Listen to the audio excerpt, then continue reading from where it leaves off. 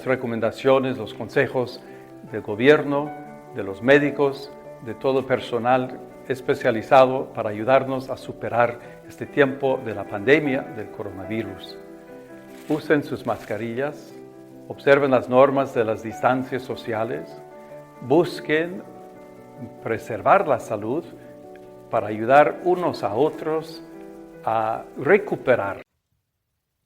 It's been said many times that history has a tendency of repeating itself, and that those who forget history are bound to repeat it. So the world has seen the selection of a new pope, and I'm using the word selection purposely. So this is based, this whole thing of selecting a new pope is based on the unbiblical doctrine of papal succession. So the new pope, who is also an American, has chosen the name Leo XIV. So on 15 May 1891, another pope, also called Leo, but he was Leo the 13th, issued an encyclical titled Rerum Novarum. Now, an encyclical is basically a letter that's written by a pope, just like even the previous pope, Pope Francis, wrote two encyclicals. One of them was called Laudato Si, and Laudato Si basically was about encouraging the keeping of Sunday as a holy day.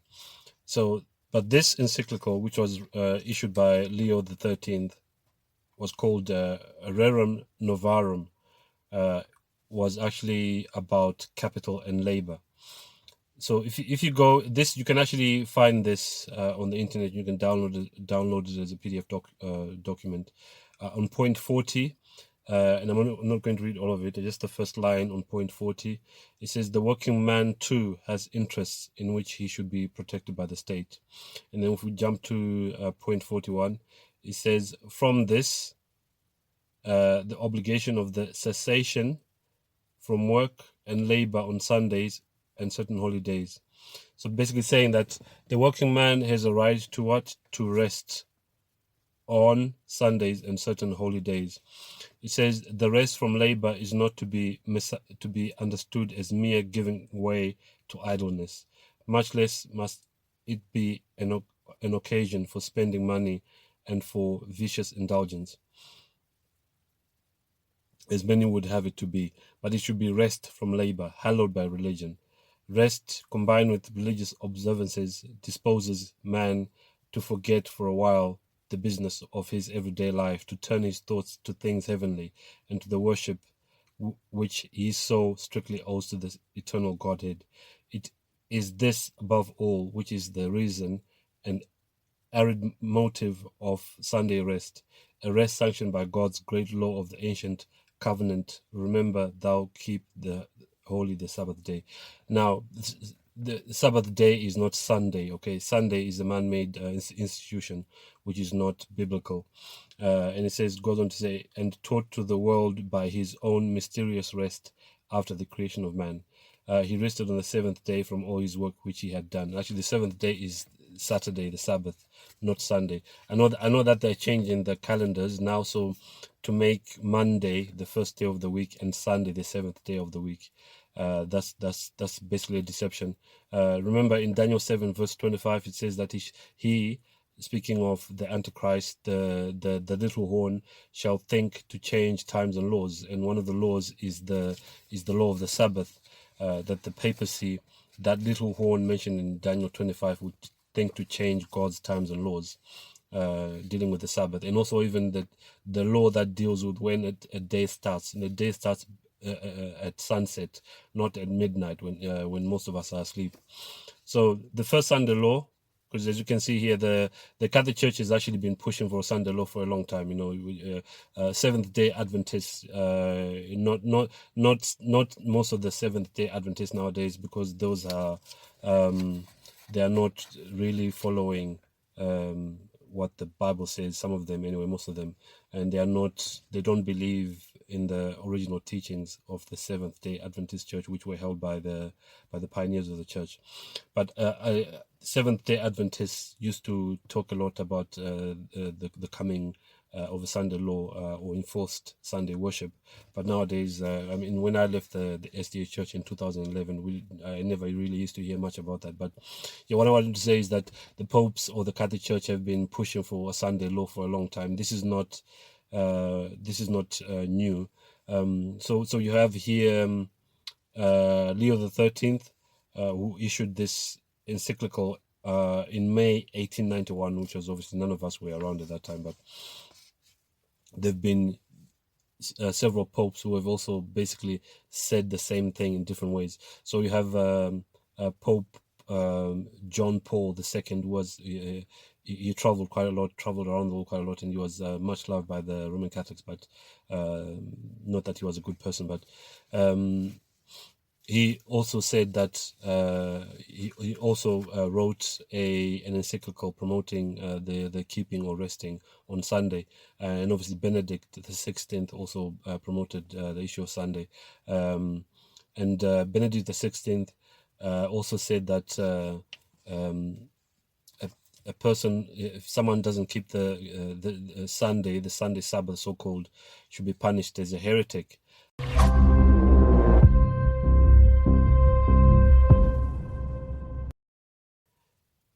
Let me just address this thing of, it says here he rested, talking about God, he rested on the seventh day from all his work which he had done. Yes, that's true. God rested on the seventh day, but the seventh day is Saturday, not Sunday. Because now, through deception, they want to make everyone in the world believe that Sunday is the Sabbath by making Monday the first day of the week. So there's actually been an attempt in America to introduce a Sunday law in the past. So the first Sunday law was proposed by Senator Henry Blair on the 21st of May, 1888. In 1889, after this attempt to introduce this Sunday law, in 1889, an SDA named A.T. Jones spoke before a United States congressional subcommittee. The topic of discussion was the Breckinridge Bill, which proposed the compulsion of Sunday observance in the Washington D.C. environs. Obviously, they wanted to introduce a Sunday law in Washington D.C., but obviously that was to be the start of that law being also applied elsewhere or all over the United States. So A.T. Jones' testimony helped to defeat this bill, and Jones became known for his abilities in defense of and knowledge regarding freedom of religion. In 1892, he was again called to speak before the U.S. Congress regarding the Sunday closure of the Chicago World's Fair, known as World's Columbian Exposition. So there was an attempt to introduce a Sunday law in America in 1888, and that was defeated because A.T. Jones, an SDA, basically challenged the introduction of this law. So E.G. White said that Sunday laws will be introduced in America first. Yeah, they'll be introduced in America first, then they'll spread to the rest of the world. She said, as America, the land of religious liberty, shall unite with the papacy, enforcing the conscience and compelling men to honor the Catholic Church's full Sabbath, the people of every country on the globe will be led to follow her example. So let me read also some other statements where she spoke about Sunday laws being introduced in America. It says, when our nation shall so abjure the principles of its government to enact a Sunday law, Protestantism will in this act join hands with popery. That's from Testimonies for the Church. And also that same statement can be found in a book called Last Day Events, page 128. Protestants will throw their whole influence and strength on the side of the papacy. By a national act enforcing the full Sabbath, they will give life and vigor to the corrupt faith of Rome, reviving her tyranny and oppression of conscience. That's from Maranatha 179 and Last Day Events 128.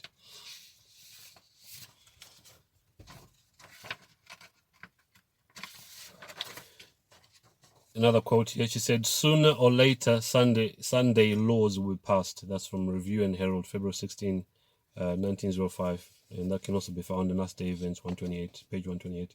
Soon the Sunday laws will be enforced, and men in positions of trust will be embittered against the little handful of God's commandment-keeping people. So she says here there's going to be a lot of hatred towards God's remnant people who will be keeping the true Sabbath, which is Saturday.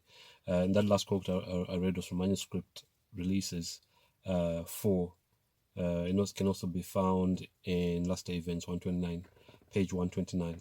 The prophecy of Revelation 13 declares that the power represented by the beast with lamb-like horns, which is America,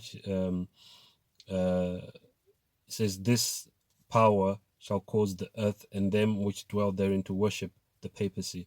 Remember, I said in maybe some of you haven't watched this, but I spoke about how the world really works, and I spoke about how the reason why America has between 750 to 800 military bases around the world is because the US is fighting and invading fighting wars and invading other countries on behalf of the papacy, because the papacy doesn't have an army. So those two powers which are spoken about in Revelation 13, the first beast, which is the papacy, and the second beast, which is America. The first beast is mentioned in the first half of Revelation 13, and then the second half of Revelation 13 speaks of a beast that has horns like a lamb. That is America. So America is doing a lot of things on behalf of the papacy, but it's obviously being done, secretively. Most people around the world don't know that America is fighting all these wars on behalf of the papacy. So basically, it was that quote was talking about how America, the beast with lamb-like horns, shall cause the earth and them which dwell therein to worship the papacy. So someone could say, but I would never do that. I would never worship the papacy. You worship can also be through obedience. So when CBDC comes in, central bank digital currencies come in, and also the climate laws, as well as the Sunday law, which is what I'm talking about here. If you obey that and you go along with it, that's a form of worship, because in the New Testament it says that, excuse me, ye are servants to him to whom ye obey. If you obey someone, you are their servant. It says, speaking of the papacy here, which was mentioned, it says it is there symbolized by the beast like unto a leopard, in reference to Revelation chapter 13, that first half of that chapter. This prophecy will be fulfilled when the United States shall enforce Sunday observance, which Rome claims as the special acknowledgement of her supremacy. Yeah, for those maybe who don't know this, for those who know this, is just maybe a refresher, just a reminder that the Catholic Church says that the mark of her authority is Sunday. It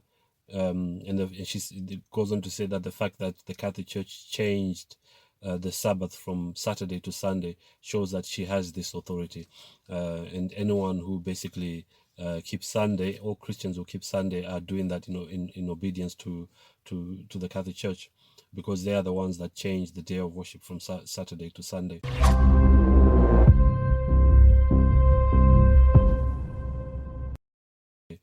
In John Paul's II encyclical, remember I said that the popes all write encyclicals. John Paul II also wrote one called Dies Domini, issued on May 31, 1998, and it says on point 66, when through the centuries she has made laws concerning Sunday rest, talking of the Catholic Church, the Church has had in mind above all the work of servants and worker, thus enable everyone to keep the Lord's Day. In this matter, my predecessor, Pope Leo XIII, the one I mentioned earlier, in his encyclical Rerum Novarum, spoke of Sunday rest as a worker's right which the state must guarantee. And point 67 of John Paul II's encyclical says, therefore, also in the particular circumstances of our own time, Christians will naturally strive to ensure that civil legislation respects their duty to keep Sunday holy. In 2004, I'm just going to mention some countries here that have introduced Sunday laws in some form or another. In 2004, Croatia, at the behest of the Church of Rome, passed. Remember, Croatia is a very Roman Catholic, from my understanding. Croatia passed a Sunday law, going well beyond simply protecting voluntary Sunday rest. The law dictated that stores must remain closed on Sunday, running into some sort of problem with the Constitutional Court of the matter. The Croatian government announced in mid-May 2004 that they would pass a new ban on Sunday trade. So another one here, predominantly Catholic Slovenia passed a trade act which would ban Sunday shopping as of September 15, 2004.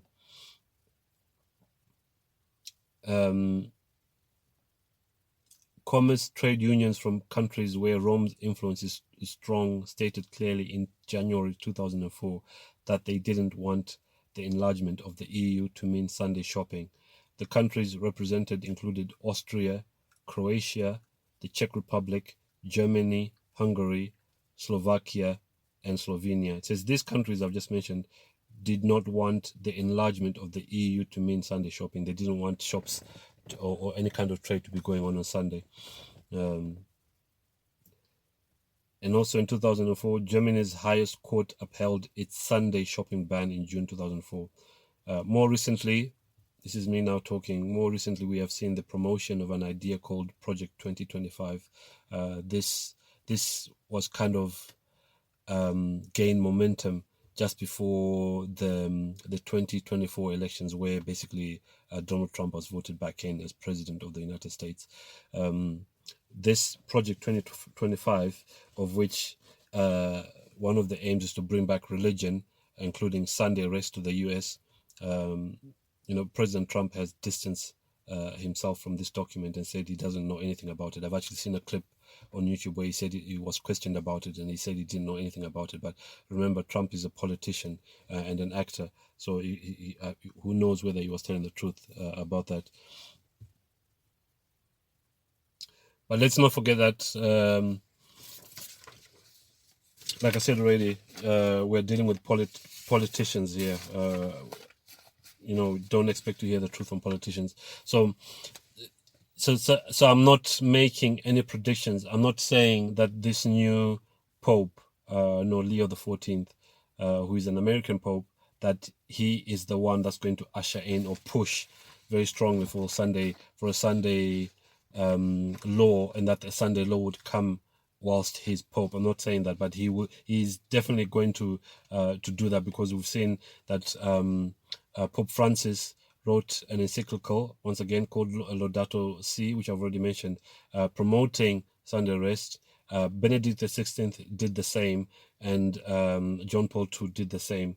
We also had Leo XIII, who also promoted the idea of a Sunday law where everyone around the world would be forced to keep Sunday. And so I was just saying, I'm not making any predictions. All I'm saying is it's very interesting that we read that Sunday laws are going to be first implemented in the United States, and then the rest of the world will copy the United States. Let me just find that and just maybe try and go through that again. She said, this is Ellen White who wrote that. She said, as America, the land of religious liberty, shall unite with the papacy in enforcing the conscience and compelling men to honor the Catholic Church's full Sabbath, the people of every country on the globe will be led to follow her example. So Sunday laws are going to be introduced in America first, and now we have an American Pope. So I just find it very interesting, and also obviously the whole Project 2025 thing as well, which says that religion needs to be brought back to America. And sometimes it's said that there are some who believe that all these bad things that are happening, especially crime, are happening because people have forgotten God, and we need to go back to religion. But what they'll do is they'll also say that everyone needs to rest, and then they'll call it the Sabbath. Obviously, they'll say everyone needs to rest on Sabbath because that's what the Ten Commandments say. But their Sabbath is not the one, is not the biblical Sabbath, which is Saturday. So it's let's keep our eyes open and keep watching to see what will happen. But it's just interesting that there's a new pope who's been selected, and that pope is American. With everything else that's going on as well around the world, it seems like in the very near future we will see a Sunday law, which will also result in persecution, like has already been mentioned here in some of the stuff I read, that those who will not keep Sunday will be persecuted, because this has actually happened in the past. There's actually what's called there are laws called blue laws, with the kind of dormant laws which in the past have been used to enforce rest on Sunday, and those who didn't rest on Sunday in the past were actually persecuted in America, the so-called land of the free, and the home of the brave. But yeah, let's just keep our eyes open, especially for those who want to be ready for the Christ's second advent and be found ready for his coming. We should always be, let's be ready now and not wait for the introduction of a Sunday law or some major event to happen before we give our lives to Christ and be found ready.